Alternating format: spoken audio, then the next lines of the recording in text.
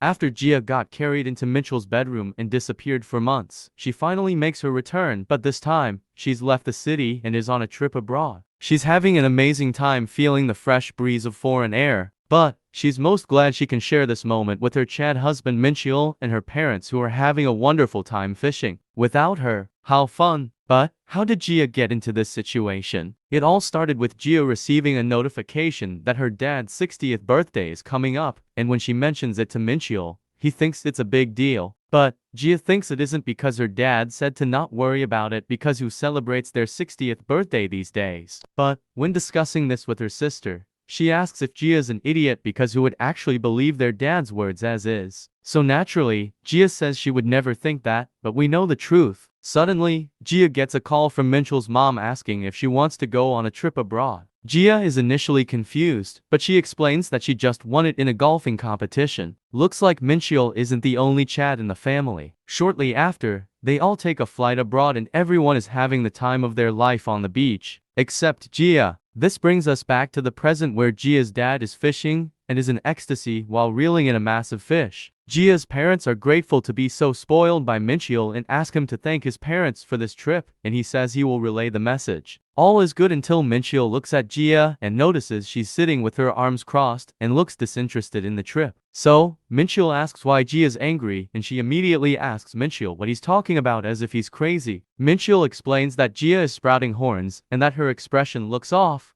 but Gia once again avoids the question and asks Mitchell to explain more. So, Mitchell assumes Gia is just pissed off, and she denies this because what she's feeling right now is too complicated to put into words. To list a few, she doesn't like being on a trip with her parents, doesn't like fishing, just got off a long flight, and is seasick. Seeing this, Mitchell decides to think and uses his extensive Gia knowledge to change her mood, and he comes up with a solution. Mitchell starts by asking Gia if she wants to see something cool. Gia's confused and Mitchell starts by folding his hands and telling her to look closely because it is hard to see. Gia doesn't see anything and leans in closer to inspect Mitchell's hands, but still can't figure it out. Suddenly, Mitchell leans in and kisses Gia when she least expects it. Gia's so shocked that she yells at Mitchell and hits the back of his neck in embarrassment, but Mitchell has already taken measures to protect himself from Gia's wrath. Gia's parents also start to tease Gia for being in such a physically active relationship, if you know what I mean. Gia attempts to deny the allegations and she frantically asks Mitchell why he would do something like that so suddenly. But Mitchell is confused and asks if Gia didn't like it and attempts to cite his sources for why he did it. But he soon realizes that Gia did actually hate it and feels disappointed that his efforts only made the situation worse. Seeing Mitchell disappointed,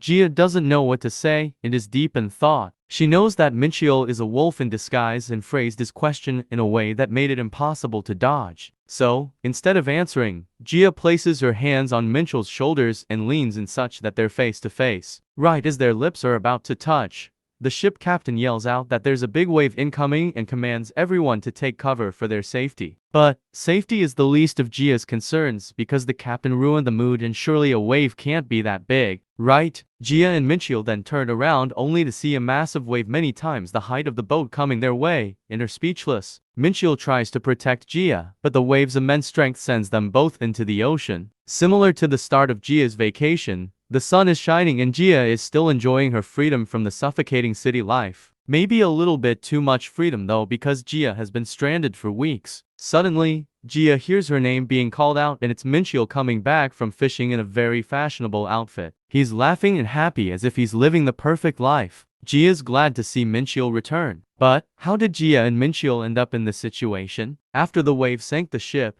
Gia washed up on the shore of a remote island and only survived due to wearing a life vest. When Gia finally woke up, she didn't know where she was, but once she saw Mitchell's glasses next to her and noticed he wasn't there, she expected the worst and screamed out Mitchell's name to properly send him off into the afterlife. But Mitchell was right behind her the entire time and is concerned with Gia's behavior. So, Mitchell asks Gia what happened and she is shocked to see him. So, Gia tries to play it off as if nothing happened even though Mitchell saw everything. Anyways, Mitchell explains the situation to Gia. He also woke up on this island after the shipwreck and Gia is the only other person here within 500 meters. Gia thinks it's fine since they're okay, but then she comes to a horrifying realization. Her parents are not here. So, Jia desperately asks if Mincheol has seen them and he doesn't respond, but his expression says everything Jia needs to know. Jia can't believe this is happening and falls to the ground at the thought of her parents being gone. Jia blames herself for this because if she convinced them to not go on the trip, this would have never happened. But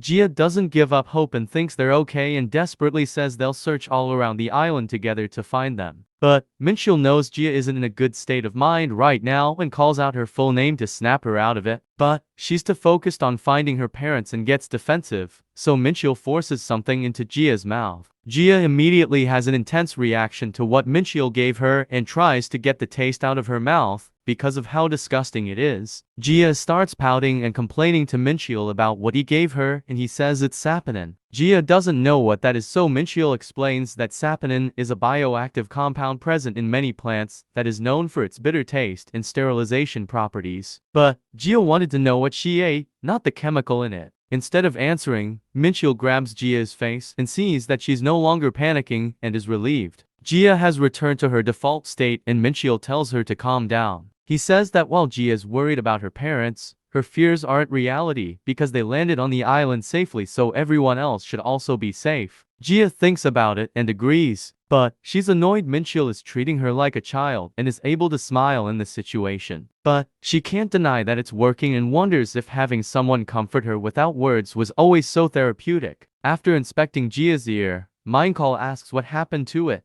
but Jia is confused. Mincheol explains that something is different about it and Jia says it's because he's touching it, but Mincheol is confident that her ear is colder than usual. Jia explains that it's probably because she was just in the water, but Mincheol doesn't buy it and is sure he needs to warm her ears up. So, Mincheol places his hands on Jia's ears and yells that Jia needs to get her temperature up fast because it's hot out right now, so if her temperature went down, then she's in danger. Jia doesn't understand, so Mincheol yells that she could die if it's not fixed. Jia finally understands and doesn't want to die, so she stomps her feet and asks Mincheol what she's supposed to do to stay alive. Mincheol explains that they're both in bad shape due to being in the water for so long. So, the first step to warming up is to do something about their wet clothes because they're making them cold. Hearing this makes Jia realize what kind of situation they're in right now, and recalls the #1 tip to survive a disaster: maintain body temperature. To achieve this, you need to find a heat source, avoid wet clothes and keep as dry as possible. But most importantly,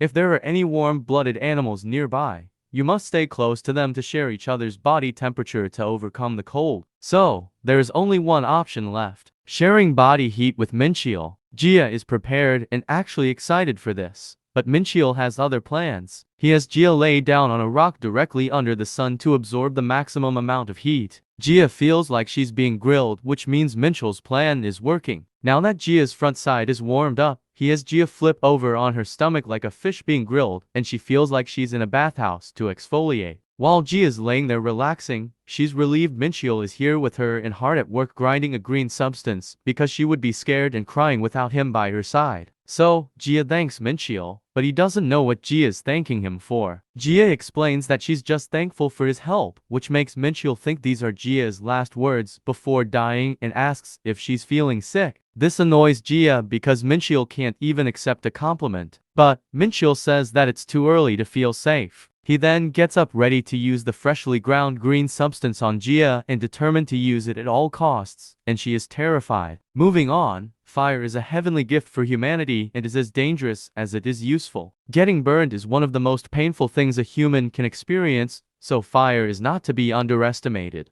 Given this information, what do you think the largest cause of burns is? Maybe burns caused by direct contact with fire? Or burns caused by secondary sources such as boiling water or chemicals? But these are both incorrect. The biggest cause of burns is from the sun, which brings us back to what Mincheol is trying to do. He wants Jia to apply the green substance on her skin to keep it safe and prevent burns. Even after the explanation, Jia is still suspicious of the mysterious green sticky substance and doesn't want to use it. So, Mincheol explains that it's made of seaweed, which is commonly put in skincare products. But Jia turns around and covers her ears so she can't hear Mincheol's seaweed propaganda anymore. But Mincheol will not stop until Jia puts the sticky green substance on her face, so he tells her that direct sunlight causes skin to age. Jia's life flashes before her eyes, and she immediately puts it on. Now that they can maintain perfect skin, Jia and Minchiel start to discuss how to survive, and Minchiel suggests they start by making a fire.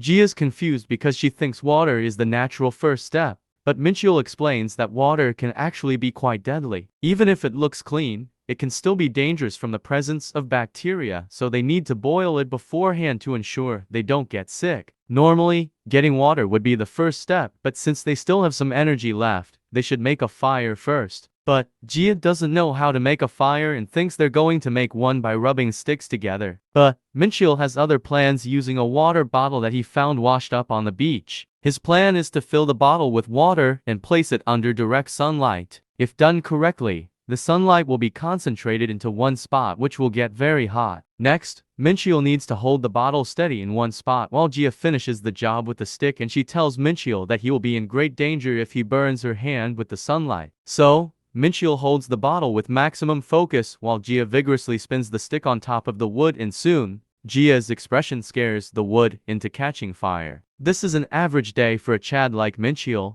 but it isn't for Jia, and she is extremely happy it worked and puts her hand out to give Minchiel a high five. After much consideration, Minchiel gives Jia a high five and they can now enjoy the fire they worked so hard to make. The only issue now is that Jia is hot and the fire only makes the heat worse. She tries to increase ventilation within her dress by pulling it, but it doesn't work, and Minchiel immediately looks away when he sees her doing it. Jia is confused by Minchiel's actions and asks why he's suddenly sitting so far away from her. So naturally, Minchiel immediately changes the topic and points at a seagull in the sky. He wonders if it has protein so he can maintain his gains, and Jia confirms this because it is a friend of the chicken species. So, Minchiel asks Jia if she ever had bird meat other than chicken and tries to make eye contact. But the sight is too much for Minchiel to handle, so he tries to hide his face. Jia asks what Minchiel is doing, and he says it's because of an insect, and Jia starts freaking out. She quickly stands up and tries to make it go away because she hates bugs. But there was never a bug, and the sight Minchiel sees is breathtaking, but he somehow manages to control himself and doesn't even blush. So, Minchiel takes a good look at Jia and finally comes up with a solution. Minchiel mentions that it's hot and asks if Jia is thirsty, and immediately starts sprinting away to find water before she can answer. But Jia stops him because she thinks they should go together. But Minchiel says that someone needs to make sure the fire stays alive and delegates this role to Jia and says to scream if anything happens. Jia agrees without any suspicion and thinks Minchiel just has a lot of energy. Jia, on the other hand, is exhausted after making the fire and thinks it's because she always skips her workouts and wonders if that was a mistake. Meanwhile, in the forest, Minchiel is resting his face on a tree and tries to calm down. Every time he looks at Jia, she looks so beautiful no matter the situation, and Minchiel can't handle it. No matter what he tries, he can't get her out of his head and has images of Jia at questionable angles engraved into his mind. Minchiel doesn't know what to do, so he repeatedly slams his head into the tree to get his act together. He can't be like this around Jia anymore. Finally, Minchiel puts on his glasses and decides to lock in. He knows this feeling is temporary and is only caused by an increase in blood flow to a specific portion of his lower body, causing it to become enlarged due to experiencing a life or death situation. Suddenly, Minchiel hears Jia scream and starts sprinting in her direction at maximum speed to save her. This is a venomous snake, and Jia is currently face to face with one and has been backed into a tree. From a documentary she watched, Jia knows snakes only attack if bothered first, so she should be okay. But Jia can't stand in shock forever, and she decides to use the fire to protect herself. So, Jia starts sprinting away from the tree, and right as she gets to the fire, the snake jumps towards her and she thinks it's over, and it successfully bites a shirt. Suddenly, Minchiel appears at the last moment wearing a cloth around his arm, which the snake bit instead of Jia. With Jia still in shock, Minchiel removes the snake, pulls his arm back, and throws the snake into the sun with all his strength. Jia can't believe what just happened and is grateful for Minchiel saving her. Suddenly, Minchiel grabs Jia and frantically asks if she's hurt and if the snake bit her. Jia says she's fine, but Minchiel continues and says he needs to perform first aid on her. Minchiel starts panicking because there's no hospital and isn't hearing Jia's words, and she's terrified by this. So, Jia slaps him. Well, she actually does this cute two-handed slap instead. Gia tells Minchil that she's fine and thanks him for saving her and asks if he's calmed down now. If it weren't for him, Gia's life would have been shortened by 10 years. Gia immediately shifts her focus to the next item on her to-do list, but she gets embarrassed and asks why Minchil isn't wearing anything. Minchil explains that he's like this because it's an emergency, and it's best practice to wrap exposed skin with clothing to protect yourself from wild animals. But Gia is just irritated that Minchil prepared himself for this situation, but didn't include her. Minchil tries to play it off, but Gia smirks and hugs him and says she was just kidding, which catches him off guard. Gia is just grateful that she's alive. However, Minchil doesn't look happy and is uncomfortable, and Gia realizes that maybe something is off with him right now. Later, Minchil approaches Gia in his new classy outfit and says he found something amazing and tells her to come check it out. Minchil found a stream and Gia is so happy. She immediately jumps in and can finally cool off from the scorching heat. Gia tries to drink it because it isn't still water, but Minchil stops her and pulls out a pot to boil it in to make sure it's safe. Soon, night arrives and Gia can't believe what Minchil has achieved in just a day. He set up a tent, styrofoam floors, chairs, has clean water, and it all looks very modern. Gia was expecting to live out her primitive survival dreams and build huts out of mud.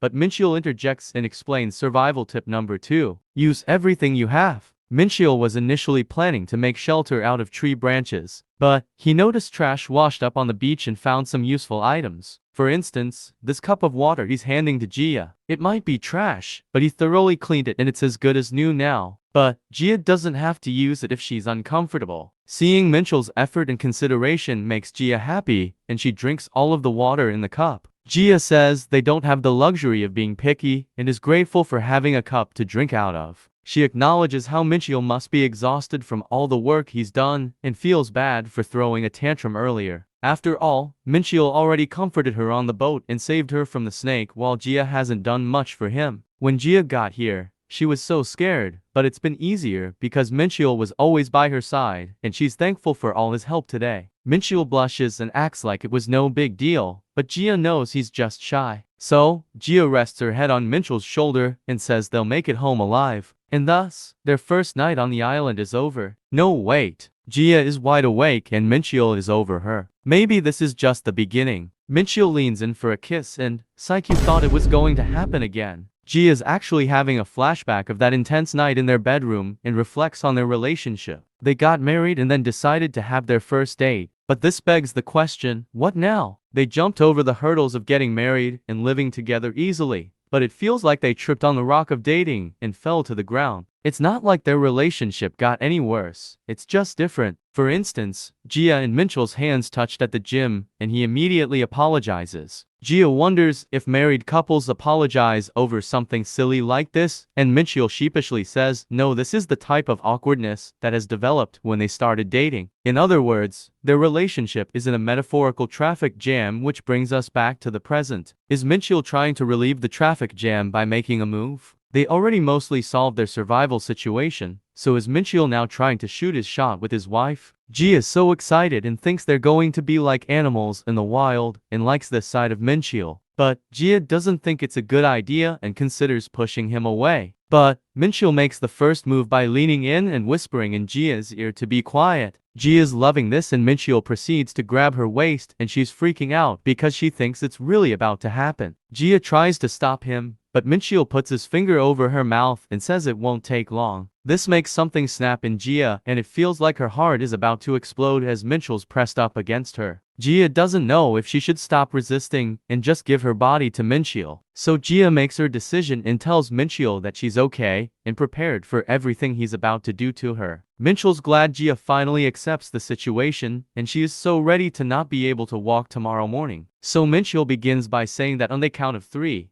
they'll rush outside at the same time and fight the bears that are approaching their tent, and Gia instantly accepts her fate. But then Gia realizes what Minchil actually said, and when Minchil says 3, they go outside and make loud noises by yelling and banging random items together. The bears take one look at Minchil and immediately run away as fast as they can. Minchil's exhausted and asks if Gia's okay. But she's just standing there in disappointment and doesn't know what she was expecting because this is Minchil after all. The next day, Minchil's living his best life, but Jia's exhausted and not in the mood for his nonsense. Today their goal is to find food. Minchil reiterates that food is essential for their survival, but Jia's annoyed because she couldn't sleep at all due to what he did last night and his energy right now is getting on her nerves. As they walk, Minchil warns Jia to be careful because her skin might get irritated if it touches the grass. But Jia doesn't feel worried and finally realizes why. Minchil's confused about what Jia realized, but she says to not worry about it and to keep going. Jia believes the reason Minchil is so energetic is the suspension bridge effect. In short, Minchil was trying to use the situation to gain a lot of attraction points with Jia to ease the awkwardness that has developed in their relationship. This would explain Minchil being so energetic and his overdramatic actions. Jia thinks she fully understands the situation and has discovered Minchil's scheming side. But she thinks he doesn't need to do all that because Minchil's already super cool. Jia's impressed by Minchil and can't believe the suspension bridge effect feels this good. But she doesn't want Minchil to overdo it just to get some points, so she asks him if maybe he's overdoing it a bit. Minchil asks if it was too obvious, and Jia says that of course she noticed, because they've known each other for so long. Minchil surprised Jia so right through him, but then he apologizes for what he's about to do and starts to fall while Jia is staring in awe. Minchil's lying on the ground and Jia's shocked. It's a beautiful day on the island. But Minchil's sick and Jia can't believe this happened. Minchil was constantly telling her to not get sick or hurt, but here he is sick. Suddenly, Minchil's primal instincts kick in and he tries to get up, and Jia tries to stop him because he has a fever. But Minchil says that he's better now, but Jia doesn't believe it. But Minchil knows he must work because he needs to keep the fire alive and find food because he promised Jia to get them out of here alive. Jia is frustrated with Minchil, so she ties him up and tells him to shut up and get some rest. I bet you wish that you were being tied up instead. Minchil demands to be untied, but Jia doesn't want to, so she's not going to. If Minchil wants to be untied, he can do it himself because he loves to show off his strength, so it should be light work. But Minchil says he's not strong enough for that. Jia reiterates that Minchil's job now is a rest, and she will go find food. Minchil begs her to not go and to not worry about him. But Jia loses it and asks why she can't worry about him. Minchil is shocked by this and Jia explains that Minchil's been working without rest ever since they got here and has overworked himself. All of this makes Jia wonder if Minchil thinks she's untrustworthy. So Minchil apologizes, but Jia has had enough and tells Minchil to stop apologizing. They're a married couple after all, so Minchil should trust his wife and get some rest. Minchil finally accepts his fate and thanks Jia. Soon after, Jia thinks she lost her mind because of how she handled the situation with Minchil. Telling Minchil to trust her because they're a married couple is a line straight out of a K-drama and is so embarrassing. Jia is rolling on the ground panicking because she doesn't know how she's going to face Minchil now. But suddenly, she stops and thinks, all of this is a waste of time and not helping Minchil get better. Jia needs to find food. Back home, Jia could press a button on her phone and get perfectly prepared food sent straight to her doorstep. If she's full but hasn't finished everything, Jia can throw the excess away without a second thought because they lived in an abundant environment with seemingly endless amounts of food. But Jia's hungry right now and has been searching for food for 3 hours without any luck. Her vision is starting to get blurry and she's lost her sense of direction in time. But she must go on to survive. Jia just needs to find something edible. Suddenly, Jia spots wild mushrooms, but she thinks they look poisonous and is forced to move on. So far, Jia has only collected a few pieces of fruit and has been forced to finally search the beach. Here, trash regularly gets washed up and it's stinky because of all the rotting fruit and flies are everywhere, so Jia wanted to avoid it. But it is also the place most likely to find something edible. Jia begins by flipping over debris and while searching the water, she spots crabs. Jia is face to face with her potential dinner and begs them not to run away. As to not scare them, Jia slowly approaches and is within arm's reach of a crab. But suddenly, a wave similar to that sank their ship appears behind her and she thinks it's over for real this time. Jia begins to reflect on her life and wonders why nothing ever goes her way. From moving schools in middle school to taking an extended leave from university to giving up writing the novels she loved so much, it's always the same and never works. Even if it's for Minchil's benefit only, Jia just needs help right now to survive. Just as Jia said this, something hit her on the head and she thinks God is punishing her. But Gia finally realizes that her prayer reached God and sees a tub of chocolate protein powder in pristine condition floating in front of her to save them from starvation and, more importantly, prevent Minchiel from losing his gains. Soon, night has fallen and Minchiel finally wakes up and looks around confused. Gia greets him, commenting how he finally woke up and how it's perfect timing because what she's preparing is almost ready. Minchiel's confused because he's been sleeping. So, Gia excitedly reveals that she made protein porridge and is eager to start eating. Gia begins drinking her nutrient-dense meal and asks if Minchiel really isn't going to eat it to get better. Gia reminds Minchiel of how much effort it took for her to make this and attempts to force it down his throat, but he resists. Gia continues to remind him that she is spoon-feeding him the same protein he loves back home and questions why he won't eat it. Minchiel attempts to say that all the essential amino acids broke down from the boiling, but Gia says that's nonsense and insists he eats it to get better. But Minchiel still resists and then grabs Gia's bandaged hand while she's not looking and asks her what happened. She quickly gets her hand out of his grasp. She then explains what happened and Minchiel repeats her by saying she got caught up by a wave and got hurt while looking for food for him. But Gia corrects him by saying the food wasn't just for him while blushing. Minchiel's in disbelief and Gia nervously avoids eye contact, but she breaks and starts yelling about how she went through all that trouble to get the food specifically for him and asks if he has a problem with that. Gia continues by saying how a simple thank you would be appreciated, but quickly tells Minchiel to not say thank you because she'll get embarrassed. Gia then notices Minchiel's expression and sees him crying, so Gia gets embarrassed and says she's not hurt and to not worry. But then Minchiel apologizes. Gia has never seen Minchiel so vulnerable before, and he just continues to apologize while hiding his face with his hand. Ever since Gia was born, her parents always seemed mature and thought she would become mature like them when she grows up. But when Gia reached the age when her parents had her, her level of maturity wasn't close to her parents back then. When Gia mentioned this to her dad, he said he never thought of himself as mature, but he acted mature in front of Gia and eventually, he got accustomed to acting mature. But all of this is just an act and part of being an adult. As Gia's looking at Minchiel crying, she realizes something. She's been relying on Minchiel, someone who sometimes seems like a clown and other times very mature. But Minchiel is no different than everyone else and is just pretending to be mature. So Gia finds a solution. She sternly tells Minchiel to stop and asks why he's sitting there crying at his age and asks if crying will solve any of their problems. At this moment, Gia evolved into Minchiel's mother who disciplined them with the overwhelming force of a baguette. Minchiel bursts into uncontrollable laughter, and Gia is glad he's playing along with her teacher-student roleplay. She continues and makes a sarcastic remark about how Minchiel didn't filter what he said in front of his teacher, which makes him laugh more. Minchiel mentions how Gia is incredible and how it's almost like his mom is really there with them. Gia is also surprised and tries to think of what similarities she and Minchiel's mother have. But she decides to move on for her sanity and asks if Minchiel's feeling better now. Minchiel explains that he's not just feeling better, it feels like they're here on vacation instead of being stranded. He also thought he was dreaming when he saw the protein powder, and Gia did as well. Suddenly, Minchiel apologizes because Gia is going through all this trouble because of him. This leaves Gia speechless, but she sighs and tells Minchiel to listen up. She explains how Minchiel has gotten into the habit of apologizing because it feels right even though he did nothing wrong. This is a bad habit and a form of escapism. There might be situations where doing this is appropriate,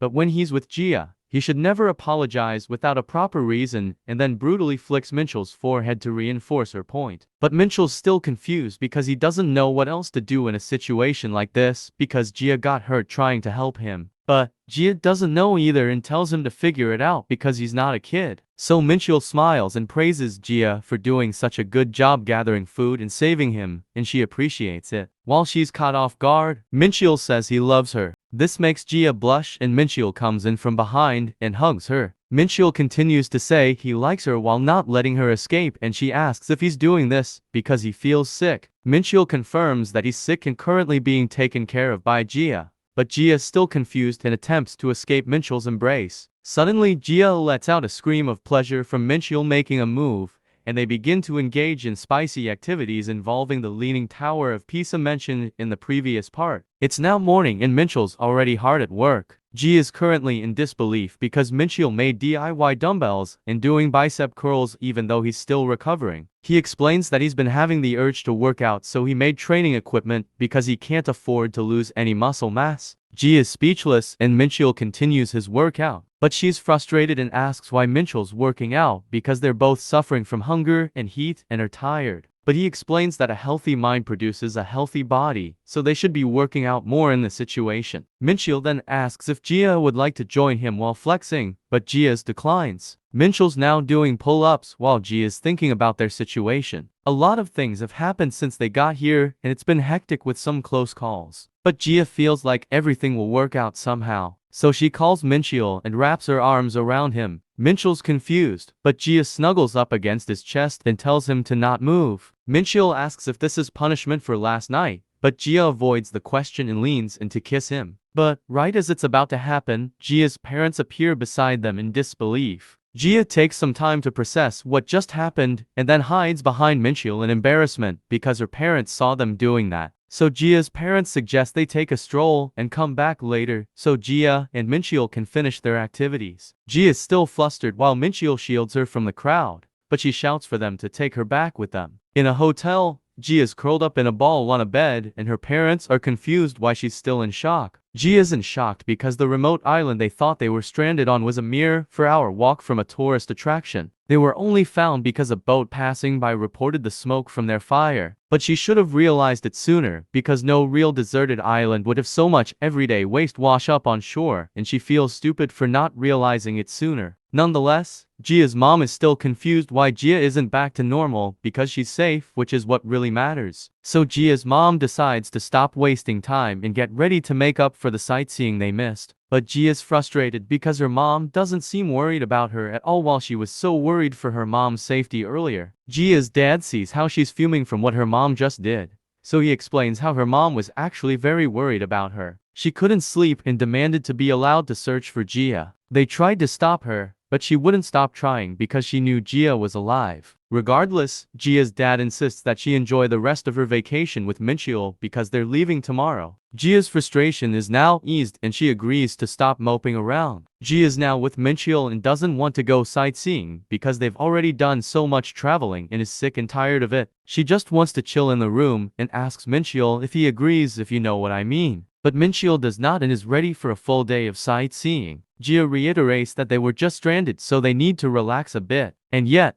Jia and Mincheol are now under the scorching sun on a lighthouse. Now, they're in a crowded area eating ice cream and looking at dolphins in the sea. Jia's convinced this won't be relaxing, but her expression says otherwise. Jia is now being carried by Mincheol because she tripped while running in excitement and says this reminds her of the old days, referring to their childhood. But Mincheol mentions how this happened during their honeymoon. This makes Jia remember how one day she suddenly got married to Mincheol and so many heart-fluttering moments followed. So Jia tells Mincheol that she wants to do something when they get back home. Back in Korea, Jia and Mincheol's story is all over social media. However, the iced hot Americano lady demands for Yenduek to bring the girl in the photo to her with a very menacing face, which is some very subtle foreshadowing if you ask me. This all happened because before they went back to Korea, Jia was approached for an interview because their quote-unquote survival was big news. Jia isn't the type to refuse these types of things, but Mincheol had other plans. He used his hand to block the sun in Jia's eyes and Jia was happy about this. So, she nudged Mincheol with her elbow, and this ended up going viral online. Back at the cafe, Nari asks Jia if she enjoyed it,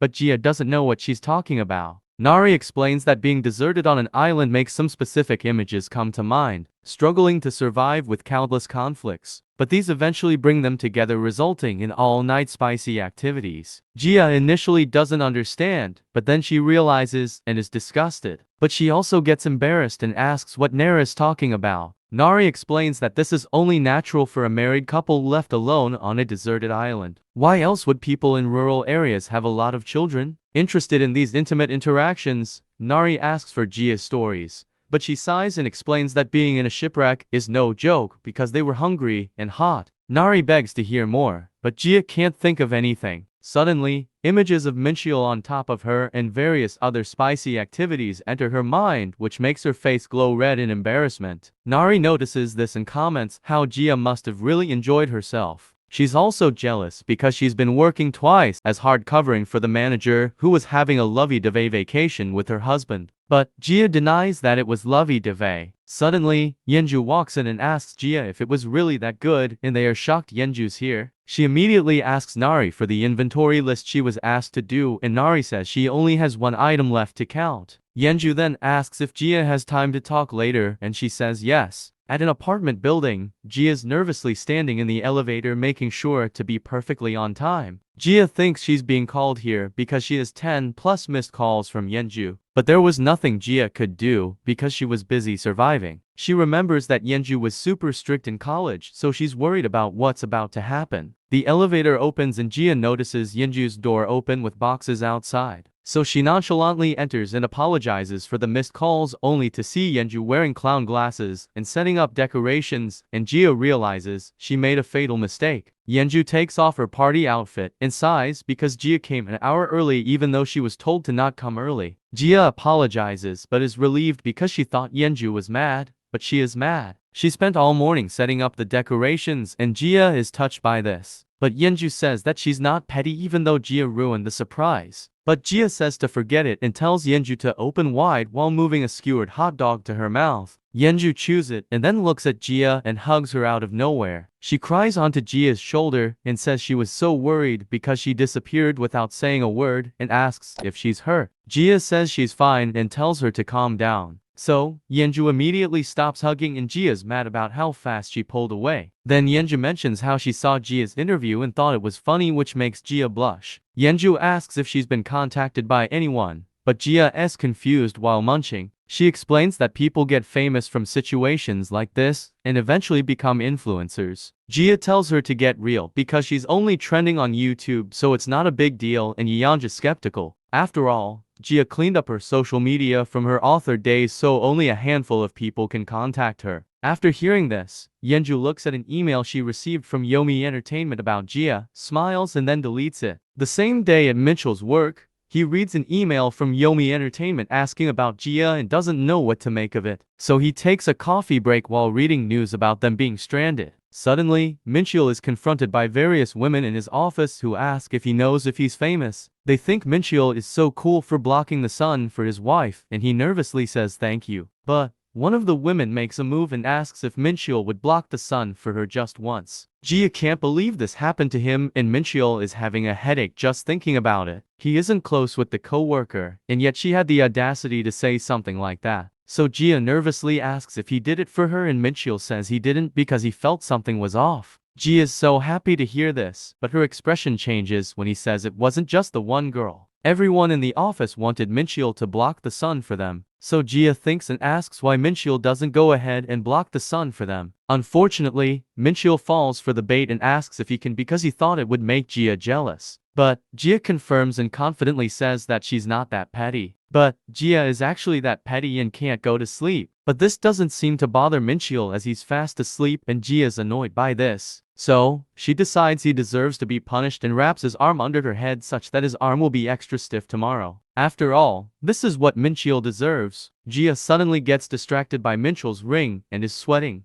implying something impossible to decipher by a maidenless male scriptwriter such as myself. Soon, Jia is fast asleep on Mincheol's chest and he lifts his eye mask and looks at her. He blushes, places his hand on Jia's cheek and then repositions his eye mask because he won't be able to sleep tonight with Jia like this. In the morning, Mincheol's trying to unstiffen his arm and Jia smirks at his feeble efforts. She asks Mincheol what's wrong with his arm and Mincheol explains that it's strangely stiff, meaning that her prank worked, but she still feels guilty. But Mincheol thinks it's actually because yesterday was arm day. So Jia tells him to take off his shirt so she can put a cooling patch on him, and while Mincheol declines, he ultimately ends up shirtless with the cool patch on his shoulder. This makes his shoulder feel better, and he comments that maybe it's because Jia put it on him. This catches Jia off guard and makes her embarrassed, so she resorts to violence and complains about how Mincheol is saying stuff like that so early in the morning. Mincheol's now at work and facing off with the copy machine. Mincheol came out victorious and copied a paper cutout of his hand. He hands these cutouts to his coworkers, which can be used to block the sun, and they're dumbfounded. Mincheol explains that he's doing that because he's a married man and cannot block the sun for just anyone else. He then smiles at them, which is simply too much for his coworkers to handle, and they flee the scene. Mincheol's confused about what just happened and thinks handling the situation is hard. He thinks Jia would approve of his solution,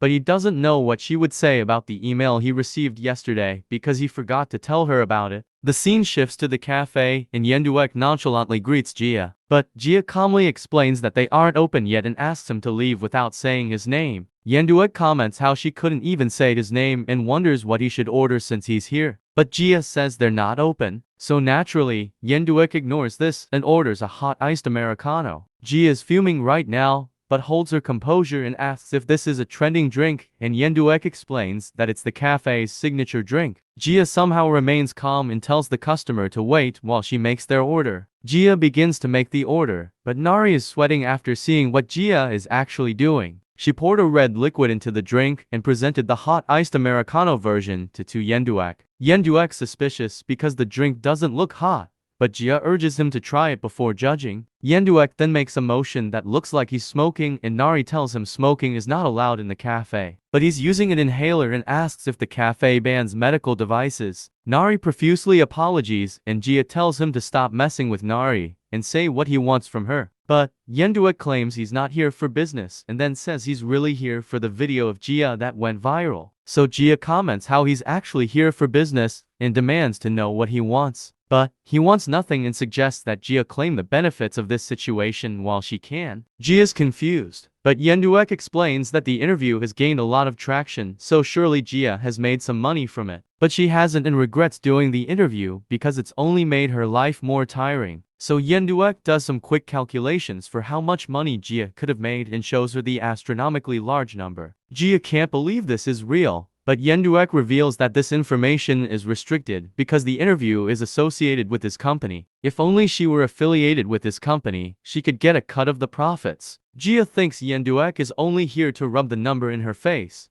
but he isn't and says that Jia is still under his company's management. Jia's confused, but he explains that it's the same contract she signed when she was a writer with his management company, and Article 17 Paragraph 3 states that the contract is automatically renewed every year if it's not manually terminated. Since Jia never did this and just disappeared without a trace, their contract is still technically valid. So Yenduek asks if Jia wants to get involved again, and she's hesitant. The scene shifts to the iced hot Americano lady sitting outside the cafe and thanks Yenduek for his work. He confirms that his scheme worked and hands the iced hot Americano version to her. She reveals that they are getting involved with Jia because her going viral is an opportunity to massively profit, which would be foolish to miss out on. She then takes a sip of the drink and immediately starts sweating and yells at Yenduek for ordering something so spicy. The secret ingredient in the iced hot Americano version is capsaicin, which is extremely spicy. While the lady is screaming at Yenduek, he sends an email to ensure Jia is forced to work with them. It's now night and Jia arrives home tired,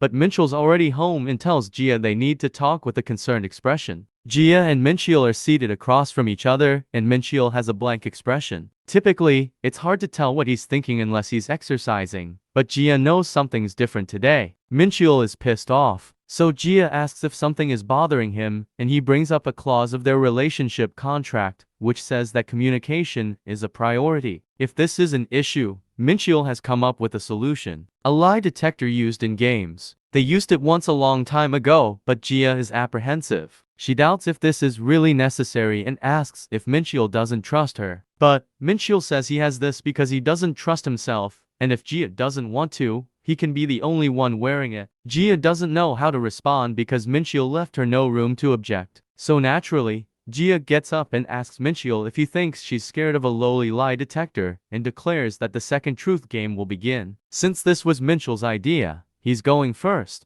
Jia's first question is if Minchul's currently angry. Minchul says he is not and they sit in silence as nothing happens. Jia can't believe her assumption was wrong because Minchul's face definitely looked angry. But he starts sweating and yells because the lie detector hurts so much. Minchul finally admits that he's angry and warns Jia that the lie detector's strength seems to be amplified for some reason. Jia is nervous, but places her finger on the device. Minchul's question is if there is anything Jia is hiding from him. Her mind is immediately sent into darkness, and she thinks of all the times she snuck spicy stir-fry squid in the middle of the night, lied about exercising, had a junk food feast, and binging right after exercising. Just thinking this makes the device sting Jia, and she says the device is broken because she never answered the question. But Minchul still wants to answer the question, but Jia avoids it and demands to know why Mincheol is angry right now. So, Mincheol asks if there is a connection between her and Yomi Entertainment, and Jia is shocked Mincheol knows about them. So, Mincheol explains the email asking questions about her. But when Yomi Entertainment sent an email saying a contract with Jia had been established,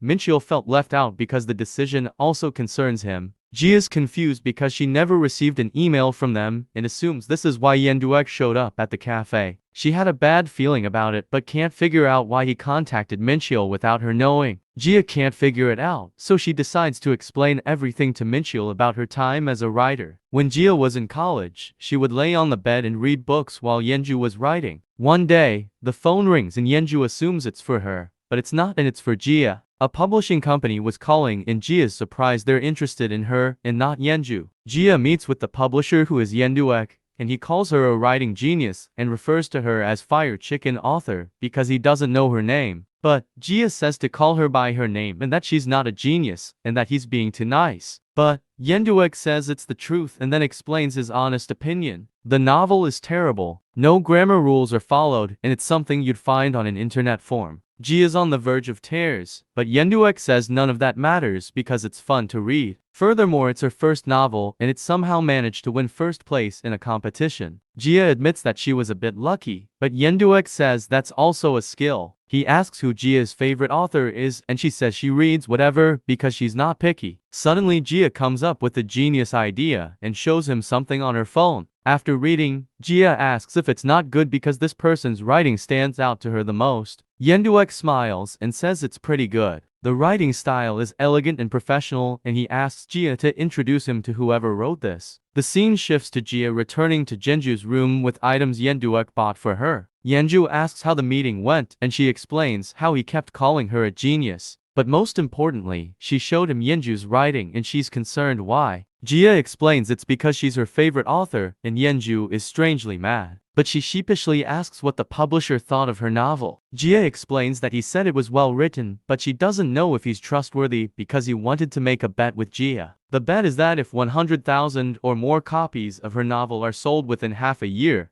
Jia has to sign an exclusive contract with his company. Yenju is shocked to hear this. Yenduek believes Jia's novel is going to be a jackpot, but Jia is still skeptical and thinks he's full of it. But if Jia wins, she can give him 3 forehead flicks, which is a lethal attack. Soon Jia's first novel was published, and she picked up a copy for herself. Jia thought she was just lucky, but she never expected so many people to love her writing. The first edition of the novel sold out, and within a year, 300,000 copies were sold. And just like that, Jia became an author. Meanwhile, Yenju's reading Jia's novel with her dogs out and is in deep thought. She recalls how Jia started writing because she was bored, and now she's a published author. Thinking of this makes Yenju laugh about how Jia being a quote-unquote genius is a joke. This notion is confirmed by her fighting a dog for her book. After recovering her book, Jia gets on a bus and wonders what are the odds someone here is reading her book. Turns out, it's 100% because someone is, and Jia celebrates this miracle. She soon gets back and immediately starts poking Yenju to get her attention. Yenju is confused why Jia is excited, and she explains how seeing someone was reading her book on the bus and laughing while reading, which filled her with pride.